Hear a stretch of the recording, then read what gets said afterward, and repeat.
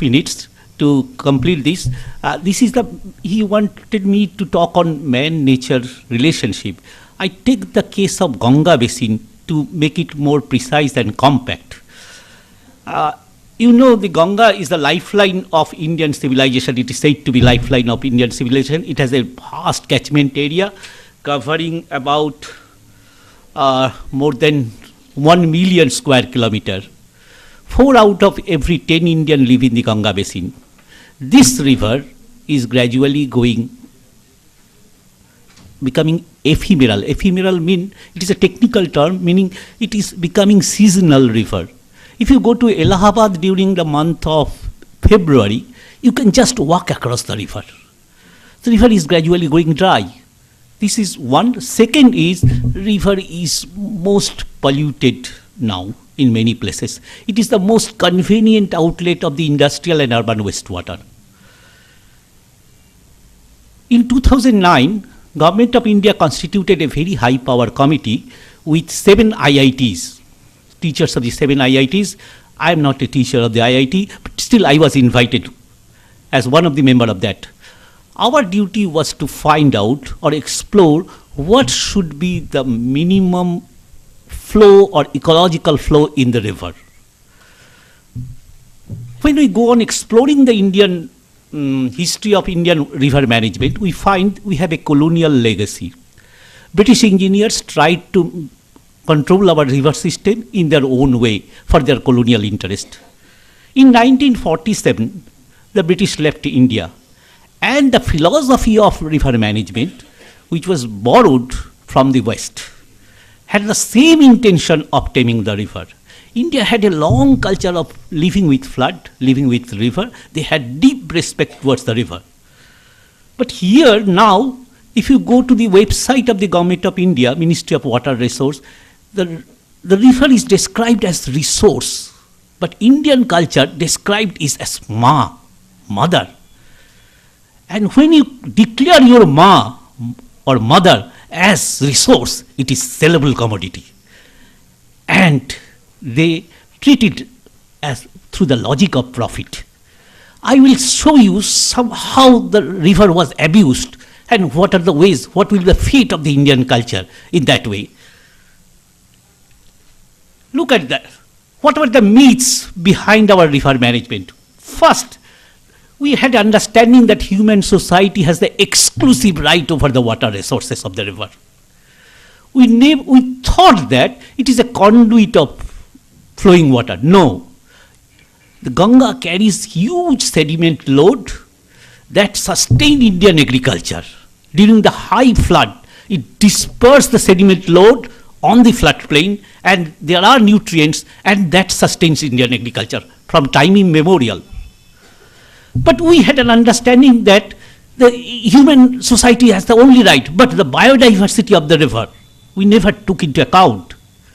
It is for the first time it is understood that when you construct a barrage or dam across the river, you are not only impounding the flowing water, but you are also interrupting the passage of the fishes. Mr. B.N. Aich was the first chief engineer of the Farakka Barrage project. He was my teacher, and very respected teacher. I told him, sir, when you can build this huge structure, 2.64 kilometer in length, which can impound 87 million cubic meter of water, did you have any understanding that this river carries 800 billion tons of suspended load? And when a flowing water is interrupted, it will just drop the sediment load. And that happened in case of the Farakka. And earlier, Hilsa used to run up to Benares or even beyond. And B&I told me, we constructed some fish ladder in the barrage. And yes, sir, but fishes were not informed. And second is that they had an understanding that maximum withdrawal from the water, or withdrawal of water from the river for the sake of irrigation or power, anything like that, means maximum benefits to the society. It is for the first time it is understood by or preached by some scientists, no, greater common good of the society lies in a juvenile or rejuvenated river. This is for the first time it is admitted. Ramaswamy Iyer was an exceptional bureaucrat. He was the secretary to the Ministry of Water Resources. He told me that greater common good of the society lies in how much water you can leave in the river, because the flowing water has numerous invisible services to the society. What are those services? I will explain. Then we had an understanding we can intercept water, we can store water, we can transfer it to the long distance. Even the water resource of the Assam can be transferred to Tamil Nadu. So Government of India in 2002 launched a mega project called Interlinking of River. And they declared that the initial cost of the project will be 5,60,000 crores. This is twice the revenue Government of India earned that year. This is more than 10 times of the total amount of money Government of India has incurred during the post-independence period for the irrigation sector. And then declared that the water will not be given free to the farmers. Do you believe that after incurring 5,60,000 crores, and if you demand the price of water, irrigation from the poor farmers, will Indian farmers be able to pay? I strongly believe no. Lastly, the environmental cost of polluting the surface and groundwater matters little to us. So we tried to exploit water from the river and discharge the wastewater into the river. 20th century witnessed enormous damage to the ecological services of the river, and a reductionist engineering logic that water that flows to the sea is wastewater. That should not be allowed to. A group of scientists, when Government of India declared this project, went to the President of India. They said, sir, you have noted in your official document the water that is carried by the Ganga, Brahmaputra, Godavari and all other rivers into the Bay of Bengal is wastewater. We must not allow that water to go to the sea. It was declared in the official document. They said, sir, believe me, believe us, this is the fresh water and that goes to the Bay of Bengal and floats on the saline water. That's why Bay of Bengal water system is a two-tier system. Arabian Sea is not like that because not so many rivers are discharging into the Arabian Sea. Because of this difference, Bay of Bengal water gets warmer at the end of February quicker than the Arabian Sea. And that triggers southwest monsoon to this part of the country. So if you just declare that this is wastewater and withdraw entire water to the agricultural field, meaning that it may lead to the deflection of the southwest monsoon. So this is and so human society often encroaches upon the spaces. The river demands a space. It is not that bank to bank is the river space. River demands a flat plain. It will not every year, it will come to that place. Maybe once in 20 years, it will come. I will take the example of Uttarakhand disaster, as Vice Chancellor requested me. I will show you some pictures. This is a picture of Kedarnath Temple 1882, available with the Geological Survey of India. You look, only a few huts were around it. I took a picture of the same area in October 2011. I will show it for just comparison. This is the same place. Look at this, how we have encroached upon the floodplain. Yes, rainfall was enormous, but it was the floodplain of the river that was converted into hotels, and there was other river called Saraswati which was encroached upon. And you will see after the deluge what happened there. Look at this. The river just took back its floodplain, and we encroached upon it. And it was a disaster. It was, I believe, it was rightly or strongly, it was largely a man-made disaster. Rainfall was not exactly the man-made, but the way we have used the floodplain was really a serious concern. if you look at that, nature knows the best. How it maintains it, this is just a flow hydrograph. Horizontal axis, you will find month, January, February, March, April. And you will see that the peak discharge of the river is during July, August, September, here, during the monsoon months. But here, January, February, you know the three components are there. Here is the rainfall. And when rain ends in late September, it is the groundwater table which recharges the river. And when groundwater is replenished, or it is almost equilibrium with the river, it is the snowmelt water from the march that replenishes the river. That way you find a perennial Himalayan river. And the nature knows the best. Barry Commoner wrote a book called Making Peace with the Planet. He said nature is a unique engineering you will find, and how it maintains its system, and how we altered it, I will show you. And you look at this. The Himalaya stores a total ice volume of more than 3,000 square cubic kilometer. And 70% of the flow, when we don't have any rainfall, comes from the snowmelt water. And that snow is moving very fast. Our groundwater table is enormously depleted. So lean season flow to the river has substantially reduced, making the river totally dry during lean season. That's why at Allahabad, you will just walk across the river. Further east, we receive water from some rivers called Ghargora, Kantok, Kosi, coming from Nepal, Himalaya. One of my friends who sailed down from Haridwar to Gangasagar by a small country boat, he wrote a book while going back to UK. He said that part of the river is virtually Nepal's Ganga. The water coming from Gomukh is totally exploited above Allahabad. And this is a discharge, how the groundwater is being recharged and how it helps to replenish the river. I will skip this part. And this is groundwater exploitation. And you know, we have exploited so much of groundwater.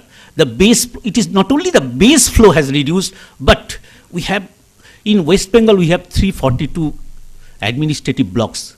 Officially, more than 100 blocks, the groundwater is contaminated with arsenic. 49 blocks contaminated with fluoride. And that too has entered in the food chain.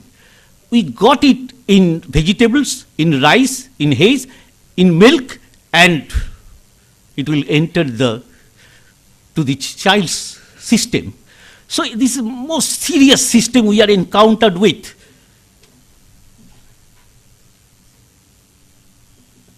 And here is the clue. Since the first Green Revolution, entire agricultural system has changed. Indian agriculture earlier has a close link with the nature. We used to adopt or select the crop depending on the available water. That's why large part of the South India used to depend or cultivate the water, such crops which demand less water. And in Bengal data, since we have huge rainfall, we could cultivate the rice. But now we have created a kind of agriculture, a monoculture, where the agriculture demands more than 85% of our annual water demand. And that amount of water nature cannot afford.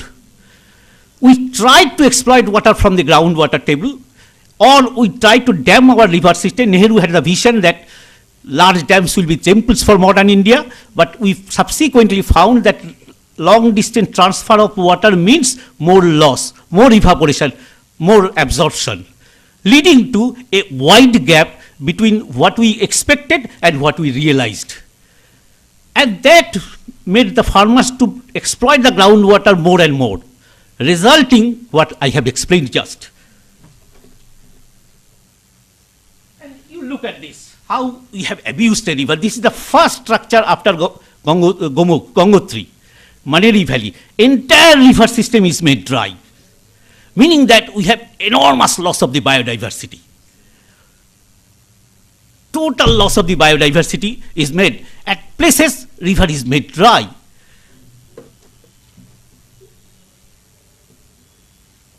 disruptions not only changes the flow rate that cause the physical imbalance of the river, but also created changes in the sediment load and other natural constituents flow and changes the hydrological and biological status of the river. It changes everything. But we don't care. And what are the functions of the river? You can see it can recharge the groundwater, it can serve, it can support the biodiversity, it can transport the sediment load, it supports the livelihood, it assimilates the waste, it has many other functions. These are apparently invisible functions river renders to us. But when the river is dead, everything is gone. We not only abstract water, but also discharge it to the river. I will show you some picture. I took it at Benares Ghat. Here is the Arati of the Ganga in the evening. And very next morning I went to the same place. Entire waste of the Aratis were dumped into the river. This is the regular practice we are doing.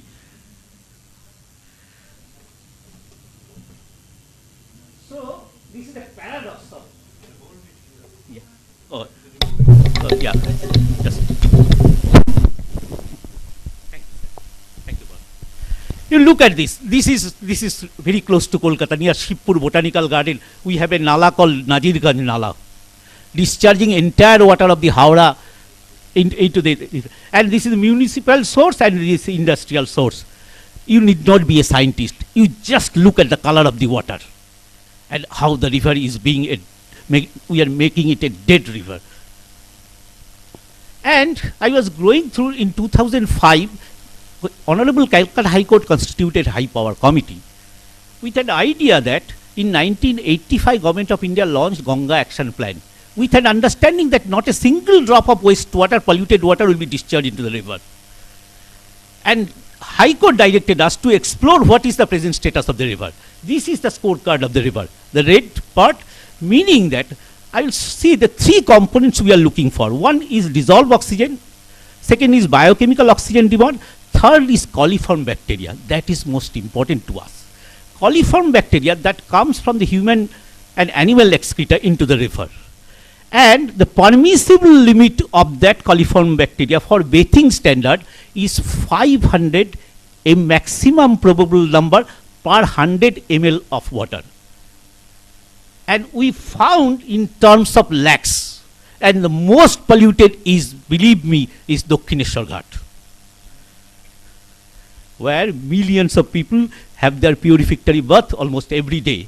And if you look at the heritage river, I call it heritage river, Adi Ganga, just go to the Kalighat. What happened to it, you will see. And there is another threat. Our rainfall pattern is strength. I am a researcher, I am a teacher. I was working with the 100 years rainfall pattern in the Bengal Delta. Our rainfall pattern has substantially changed. The June rainfall has declined during 100 years by about 48 millimeter. And September rainfall, meaning late monsoon rainfall, has increased by about 33 millimeter. Meaning that we have more shortage of water during the harvesting season of Kharif, and we have flood during late monsoon. So we are encountered with two problems. So our crop calendar needs to be adjusted. So this is most serious challenge for us, and the rivers are going dry. And when I put in a graph 100 years rainfall from 1991 to 2002, I see the June rainfall appreciably declines and September rainfall increases. This is linked with the global warming. This is not exclusively local issue, but we have to face the consequences. So we are in a critical position. So scientists warn us 10 important rivers globally will go dry by mid-21st century. And Ganga is one of them. And I don't know what will be the fate of the Indian civilization if this river goes dry. So already we have lost many rivers. National Ganga River Basin Authority, of which I am also a member, they have recommended for an ecological flow for the river. They have said that Ganga must have the flow that that helps its biodiversity, that helps to flush the sediment load, that helps the recreation, that helps the religious activities too. So these are the issues we are taking into account. The total withdrawal of water for irrigation purposes is not desirable at all. And we recommend no further structure across the river that interrupts the normal passage of the biodiversity. We should not encourage such structure that traps the sediment load. We should not encourage such structures that lead to the depletion of the groundwater table. So these are recommendations we are going to make to the Government of India. This is the final recommendation. We recommend that ecological flow may be defined as a regime of flow in the streams that describe temporal and spatial variability of in quantity. It is not only the quantity, but also the quality of water. And the fresh water required for the estuarine ecosystem and natural ecological functions of the river and the cultural and livelihood activities. If anyone, every Indian has the right to have their bath in pollution-free water. That right should be given to the people. This is our interim report we submitted to the Government of India in September last.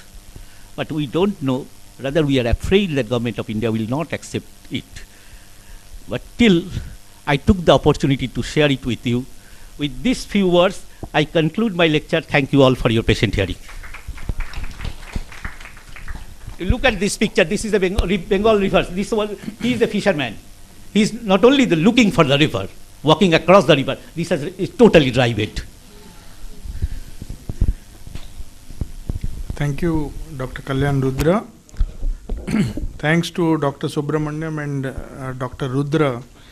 We are saving some time. It is very rare, especially in the last session. We have made up for the lost time.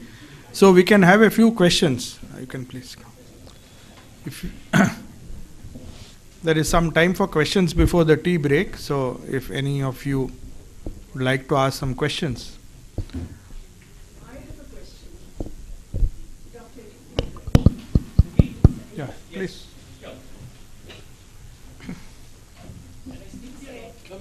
You come here.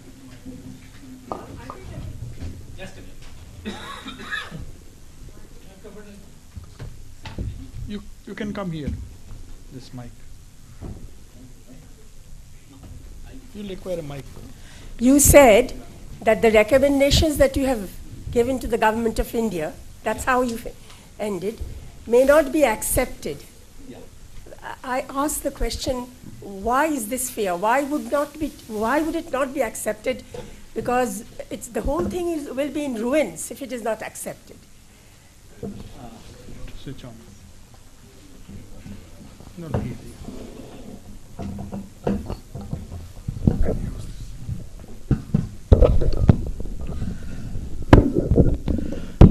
In this largest democracy of the world,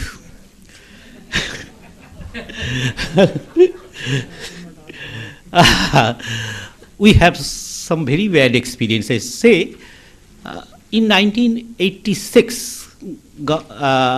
2006, Government of India declared the stretch of the Ganga from Gomukh to Uttarakasi as ecologically sensitive zone, meaning that according to India's ecological one act is there 1986, that is Prevention of the Pollution etc. Act.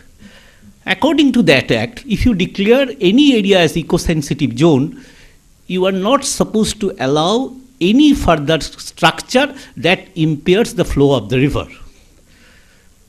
Having declared that as ecosystem sensitive zone, in Mandakini, Olokananda and Bhagirathi Valley, Government of India has approved 244 hydel power projects, interrupting the flow of the river, destabilizing the slope of the river, disturbing the natural biodiversity of the river. So, keeping in view that experience, we are afraid that everything in this globalized India is guided by the logic of profit. And who cares the interest of the future generation? That is our fear. That's why we believe that this recommendation Government of India may not accept. Yeah. Can't you take up this issue in Parliament with the help of opposition? It is a public document now, what we have submitted to the government, okay? If you go to the website of the Gangapedia, you will find it, okay? Anybody, any Indian can demand acceptance of that, yeah. Even you can do it. That we are trying our level best. Even we have talked with Shankaracharya and other famous sadhus. Actually, in fact, I missed this program yesterday because I was in Delhi. For the first time, we tried to accommodate both the sadhus and the scientists in a single platform, demanding the implementation of that project, that report. But still, not a single IAS officer cared to come there. Forget about the ministers. Sir. Just one. You said there are idle projects, 242, whatever it may be, interrupting the flow of the river. Yeah. From their point of view and from the point of the general public and the IAS officers, ministers, idle power project is also a necessity. Yes, yes. That's how they may put forth the argument. Are we presenting alternative ways of power generation if those projects are not granted? Yeah. See, when we present a problem, if we go with the solution as well, they may be a little rational to accept our proposal. We say the flow of the river should not be obstructed, it is damaging, so many things we are presenting. And there is another argument from the other side, power is also needed, energy is needed, industrialization is needed. It is the need, leave alone the profit side of it. The other side is energy is essential for so much of industrialization. Are we in a position to provide the alternative measures, methods for generating the power? In such case, there may be less restriction, less hesitation to grant our request. That's only my... This is the question most frequently faced by us. Everywhere, many people asking the same question. First thing is that transmission distribution loss of the power in this country is enormous. It is about 1/3 of the total power we generate is lost during the transmission. If you can just save that transmission distribution loss, our demand for further new construction will be reduced. This is point number one. Second is that there are other ways of even idle power generation that we call run on the river, etc., etc. We can go for smaller structure, decentralized smaller structure which can store water, produce water. A group of students from Bombay IIT went to the Narmada Valley when Medha Patkar was organizing her movement. They said we have alternative model. Third important point is that we have enough of sunlight through which we can produce solar power. We have enough of wind power flowing through it, through the country, that we can generate power. So these are the alternative areas where we can explore. But the way we are going to exploit the nature, that is not sustainable to the best of my understanding. That was my humble submission. Dr. Rudra, thank you for your good lecture. I have two questions. Solar power, is it economically viable? And second question, if we don't use the river water, what is the alternate source of water for agriculture and also drinking and other purposes? Yes, that is, first thing is the irrigation is very important because it links with the food security of the country. Okay. I cite one example from Bengal Delta. Right at this moment, if you go to the village areas, you will find that the green lush field, they are planting a dry variety paddy, what they call Boro rice. It is normally planted between December to April. Okay, this is these 4 months.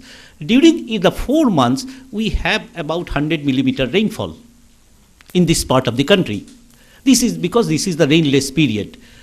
The water demand for during 4 months life cycle of that rice is 1500 millimeter. Meaning that you have a supply of 100 millimeter rainfall from the sky, and during the preceding year, we have a groundwater recharge of about 300 millimeter. So 100 from surface, 300 from ground, you have a sustainable supply of 400 millimeter. But we have created a demand of 1500 millimeter.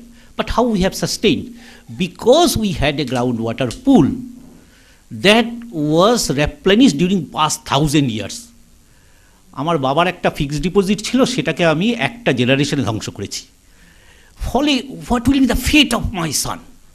What will be the fate of future generation? The first important thing is that we must reduce our demand, we must change our crop calendar in accordance with the available water. That was my humble submission. Second thing is that our rainfall pattern is spatially uneven and temporally skewed. Spatially uneven means Meghalaya has a rainfall of about 10,000 millimeter and Rajasthan has 200 millimeter. This is spatial unevenness. And temporally skewed means we have about 100 days rainfall during the monsoon. We must store it. And Indian tradition stored it. But they never intercepted the river. I was going through an English translation of the laws of Monu.